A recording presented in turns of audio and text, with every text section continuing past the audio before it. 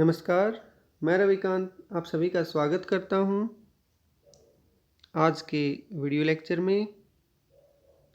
आज का video lecture छोटा सा है बिल्कुल। आज हम जो पढ़ने जा रहे हैं वो है फिजिकल प्रॉपर्टीज ऑफ फिनोल्स। तो आइए स्टार्ट करते हैं। सबसे पहली प्रॉपर्टी है फिजिकल स्टेट। तो स्टेट की बात करें, अब फिजिकल स्टेट सॉलिड भी होती है, लिक्विड भी, गैसियस भी, but in case of phenols usually ये लिक्विड या सॉलिड स्टेट में पाए जाते हैं।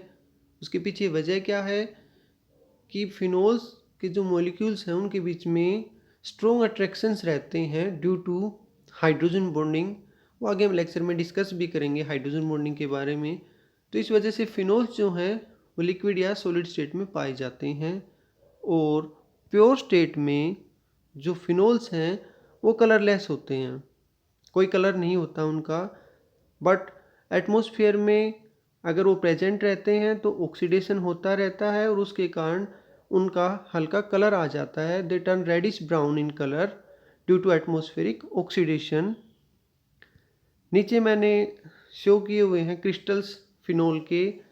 तो टेस्ट ट्यूब में आप देख सकते हैं कलरलेस क्रिस्टल्स हैं, और साइड में जो क्रिस्टल्स हैं वो भी फिनोल के ही हैं जिनका हल्का कलर जो है वो चेंज हो गया है, ब्राउनिश कलर डेवलप हो गया है। इसके साथ साथ आप देख सकते हैं साइड में मैंने बीटा नेफ्थोल की फ्लेक्स दिखा रखी हैं जिनका कलर जो है वो लाइट पिंक आप कह सकते हो, हल्का कलर उनके अंदर डेवलप हो गया है। It is due to atmospheric oxidation. Next जो है इसमें वो है भाई बॉइलिंग पॉइंट। काफ़ी इंपॉर्टेंट प्रॉपर्टी है बॉइलिंग पॉइंट। देखिए बॉइलिंग पॉइंट की जब भी हम बात करेंगे तो किसी भी मॉलिक्यूल का बॉइलिंग पॉइंट कई फैक्टर्स पे डिपेंड करता है।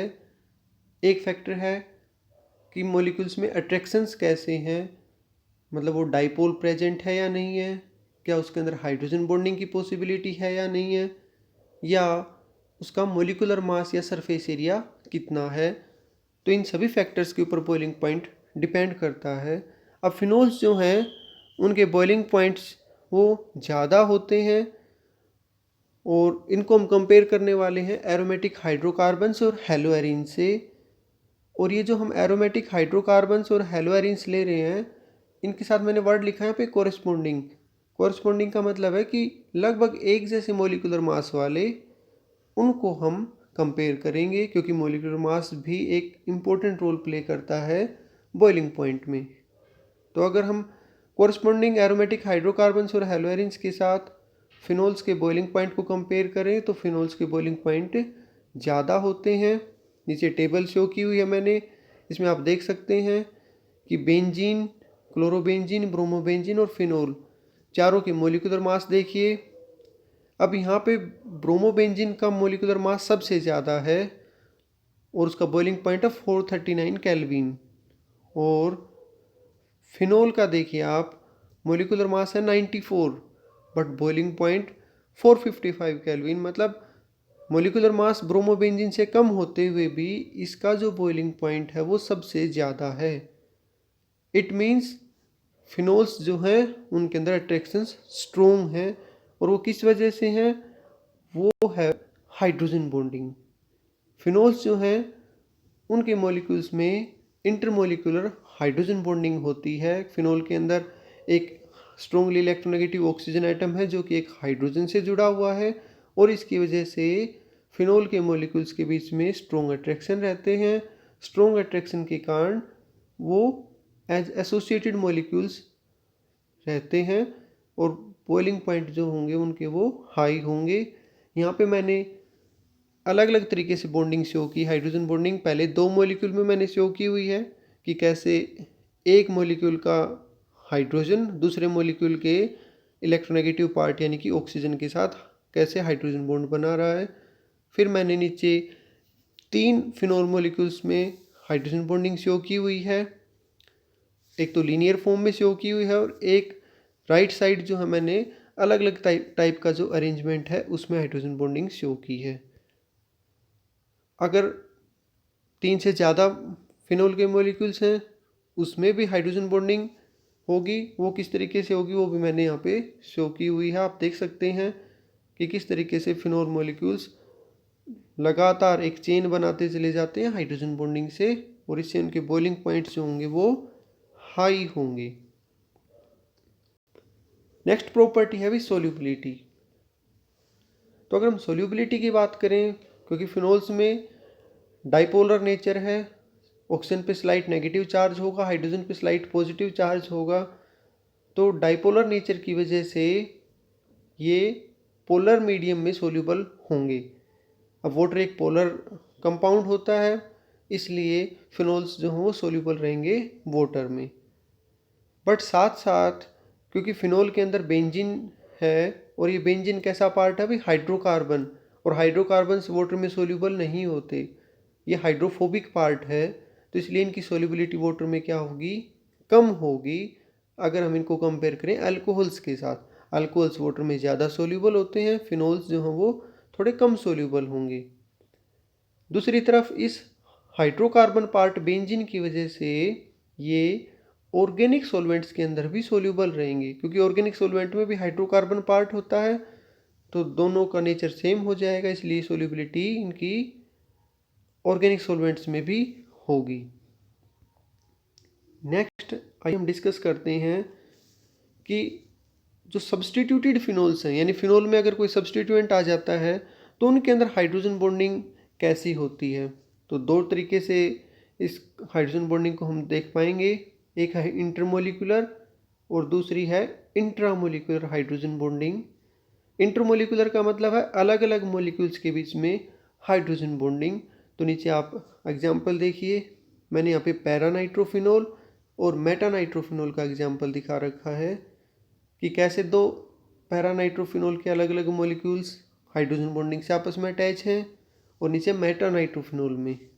और इंट्रामोलिकुलर का मतलब होता है विद इन द मॉलिक्यूल, मतलब मॉलिक्यूल के अंदर ही हाइड्रोजन बॉन्डिंग होगी, hydrogen bonding with in the same molecule.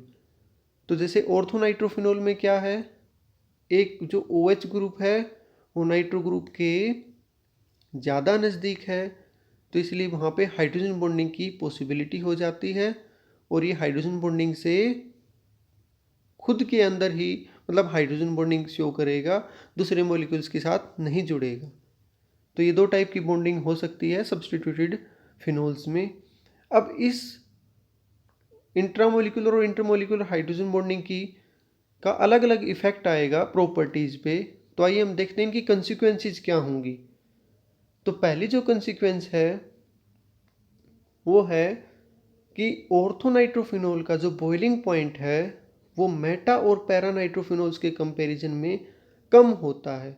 Reason being, पैरानाइट्रोफिनोल और मेटानाइट्रोफिनोल में क्या हो जाता है भाई, अलग अलग मॉलिक्यूल्स के बीच में बॉन्डिंग होती है, और उससे वो मॉलिक्यूल सारे इकट्ठे हो जाते हैं, पास पास रहेंगे। तो बॉयल करने के लिए, यानी मॉलिक्यूल्स को लिक्विड स्टेट से हम वेपर स्टेट में ले जाने के लिए, गैसेस फॉर्म में ले जाने के लिए हमें क्या करना पड़ेगा, ज़्यादा हीट देनी पड़ेगी, क्योंकि मॉलिक्यूल्स आपस में अट्रैक्ट कर रहे हैं एक दूसरे को।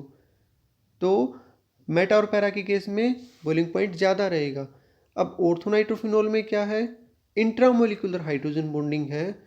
ऑर्थोनाइट्रोफिनोल का एक मॉलिक्यूल दूसरे मॉलिक्यूल के साथ हाइड्रोजन बॉन्डिंग नहीं करेगा, वो खुद के अंदर ही हाइड्रोजन बॉन्डिंग से स्टेबल हो जाएगा, डिस्क्रीट मॉलिक्यूल की तरह बिहेव करेगा, इसलिए उसका बॉइलिंग पॉइंट जो होगा वो ज़्यादा हो कम होगा। दूसरी कंसिक्वेंस क्या है कि क्योंकि ऑर्थोनाइट्रोफिनोल के केस में क्या हो गया भाई, हाइड्रोजन बॉन्डिंग इसने विद इन द मॉलिक्यूल कर ली, तो अभी दूसरे मॉलिक्यूल्स के साथ हाइड्रोजन बॉन्डिंग शो नहीं करेगा, तो इसका इफेक्ट आएगा इसकी सोल्यूबिलिटी पे। तो ऑर्थोनाइट्रोफिनोल जो है वो वाटर के अंदर वाटर के साथ हाइड्रोजन बॉन्डिंग नहीं बना पाएगा, इसलिए इसकी सोल्यूबिलिटी वाटर में क्या होगी, बहुत कम होगी। जबकि मेटा और पैरा आइसोमर दोनों ही वाटर के साथ हाइड्रोजन बॉन्डिंग बना पाएंगे, इसलिए वो सोल्यूबल रहेंगे। तो आइए अभी जो हमने पढ़ा है उसके ऊपर कुछ क्वेश्चंस हैं, देखते हैं one by one. First question, colour of pure phenols is, options हैं A reddish brown, B brownish red, C both A and B, D none of these. तो आपको प्योर फिनोल्स का कलर बताना है। Next question,